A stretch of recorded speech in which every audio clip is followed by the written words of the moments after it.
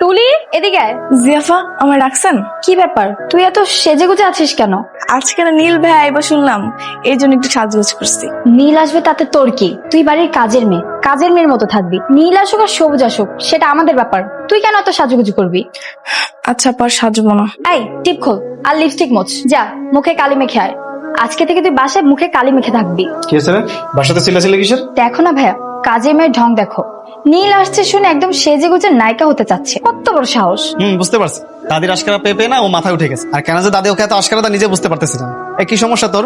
এসব পোশাক পরছিস কেন তুই? আমি যেন ভুল করেও না দেখি তুই নীলের সামনে আসছিস, বুঝছিস? যা।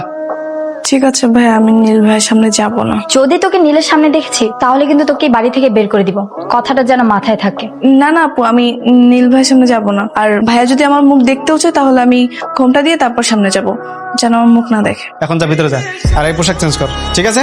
যা। দাদির কারণে এই অবস্থা। আরে কাজের মেয়ের ঢং দেখলে বাঁচি না। দাদির কারণে আশকারা পেয়ে গেছে, বুঝতে পারছিস? তাদের কথা তো আমার মন খারাপ হওয়ার কথা, কিন্তু মনটা আরো ফুরফুর হয়ে গেল কেন বুঝতে পারছি।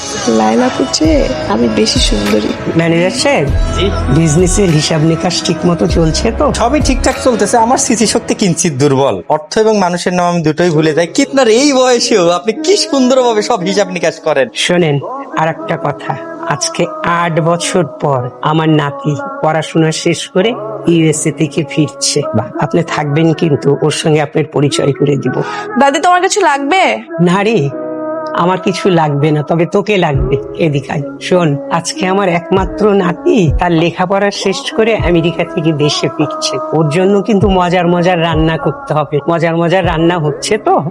আরে হ্যাঁ, তুমি কোনো টেনশন করো না। হ্যাঁ, সব ভাইয়ার মজার মজার খাওয়ানো রান্না করতেছে। অবশ্য তুই যখন আছিস আমার আর এগুলা চিন্তা করার কোনো দরকার নেই, আমি জানি হবে। তোকে আর একটা কাজ করতে হবে, কিন্তু বাজারে গিয়ে ওই ঝুরা ঝুরা ফুলগুলো থাকে না, ওগুলো আনতে হবে। যা, বাজারে গিয়ে ফুলগুলো নিয়ে আয়।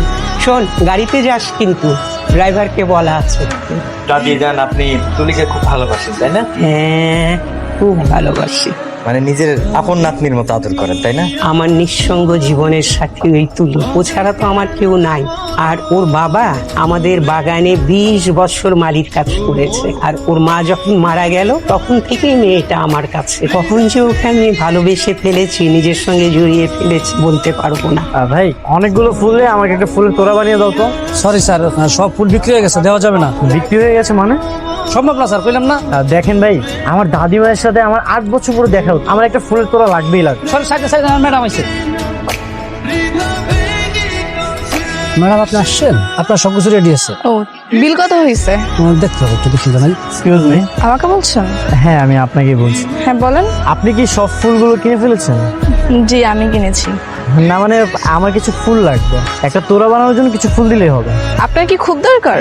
হ্যাঁ, খুব দরকার। আচ্ছা ভাই, এক কাজ করেন তাহলে, ওনাকে একটা তোড়া বানানোর মতো ফুল রেখে বাকিগুলো সব গাড়িতে ওঠান। Thank you so much. আপনার নামটা কি আমি জানতে পারি? কেন, নাম জেনে আপনি কি করবেন? এখন নাম জানতে চাইছেন, একটু পর নাম্বার চাইবেন, তারপর বলবেন বাসা কোথায়।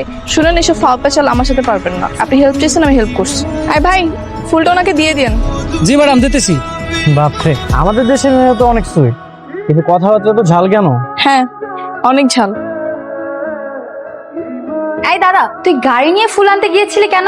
আমার তো দাদি কইছিল যাইতে। ও আচ্ছা, দাদি বলবে আর তুই চলে যাবি? এই, তোর কাণ্ডজ্ঞান নেই? আর তোকে না আমি বলেছি মুখে কালি মেখে তারপর লুকিয়ে থাকবি, কথা কানে যায়নি? ও, আমি তো ভাবছিলাম মনে হয় নীল ভাই আইলে হের পরে লুকামু, তার আগে যে লুকাইতে ওটা তো জানতাম না। কেন জানবি না?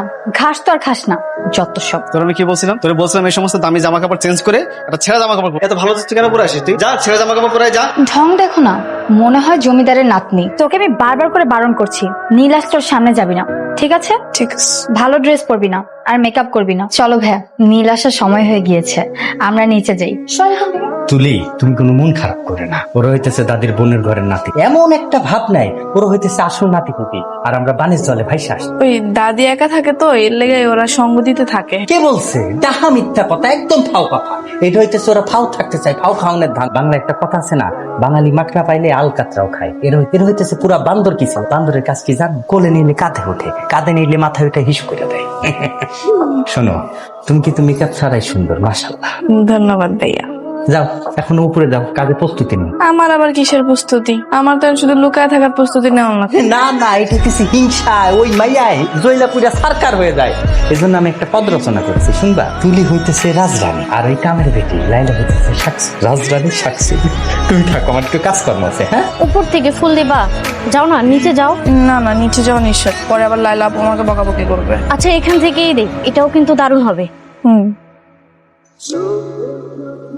Welcome my sweetheart. দাদি, this is for you. Thank you. এই না না না না, তোমার জায়গা তো ওখানে না, তোমার জায়গা আমার বুকে। আমার ছোট্ট নাতিটা দেখছি এখন হ্যান্ডসাম বয়। হায় আল্লাহ, এটা দেখি সেই ছেলেটা। ওর সাথে তো আমার বাসায় আসার আগে দেখা হয়ে গেছে। লাইলা আপু জানলে তোমাকে মেরেই ফেলবে। আরে দূর, তুমি কি ইচ্ছে করে দেখা করছো নাকি? আর তাছাড়া তুমি জানতা নাকি ও দাদির নাতি? উরি বাপ, কি সুন্দর লাগছে। ম্যানেজার সাহেব, কি সুন্দর না? আমার হয়েছে, এখন লুকায় যাও। হ্যাঁ, সেটাই করতে হবে। দেখো কিভাবে পটিয়ে দেই। দাদি, এরা কারা? এদেরকে তো ঠিক চিনতে পারলাম না। ও হচ্ছে আমাদের manager, myself Shahali, nice to meet. আর ও হচ্ছে মিশা, আর ওর নাম শায়লা। শায়লা না দাদি, লায়লা। ও হ্যাঁ, সরি লাইলা। আমার ছোট বোন আছে না রেহানা, তোমার রেহানা দিদার নাতি নাতনি, ওরা এখন আমার সঙ্গে এই বাড়িতেই থাকে। ভালো তো, এই বিশাল বড় বাড়ির এই তাহলে তোমার সঙ্গী? না না, বলেন। যেদিন আপনাকে দেখেছিলাম না, সেদিন থেকে আপনার প্রতি আমার কৌতূহল জন্মেছে। দেখেন ভাই, আমার প্রতি কৌতূহল রেখে আপনার কোনো লাভ। আপনি আপনার মতো থাকেন, আর আমাকে আমার মতো থাকতে দেন। আপনার নামটা কি? টুম্পা। টুম্পা। আপনার বাসাটা? বাংলাদেশে। বাংলাদেশ তো বুঝলাম, কিন্তু বাংলাদেশের কোথায়? এই তো হবে এখান থেকে 4-5 কিলো। 4-5 কিলো? 4-5 কিলো হলে তাহলে আপনার ড্রেস আমাদের বাসার ছাদের দড়িতে কিভাবে আসে? আমার ফ্যামিলি কি আপনাকে কোনো পারমিশন দিয়েছে আপনার ড্রেস আমাদের ছাদে নাড়ার? যেখানে ভাগের হয় সেখানেই সকাল হয়। আচ্ছা ঠিক আছে, তাহলে আপনি আপনার রাস্তা যান, আমি আমার রাস্তা যাই। হ্যাঁ, বাই। শোনেন, আপনার ঠিকানাটা বলে যান। বলা যাবে না। তাহলে আপনার নাম্বারটা দিয়ে যান। দেওয়া যাবে না। ফেসবুক, টুইটার, হোয়াটসঅ্যাপ কিছুই দেওয়া যাবে না ভাই, সরি। কি ভেবেছো তুমি এভাবে পালিয়ে বেরোবে? হ্যাঁ, আমি তোমাকে খুঁজে পাবো না। তোমাকে যখন এক দেখাতে মন দিয়ে ফেলেছি, তোমার পিছু আমি ছাড়ছি।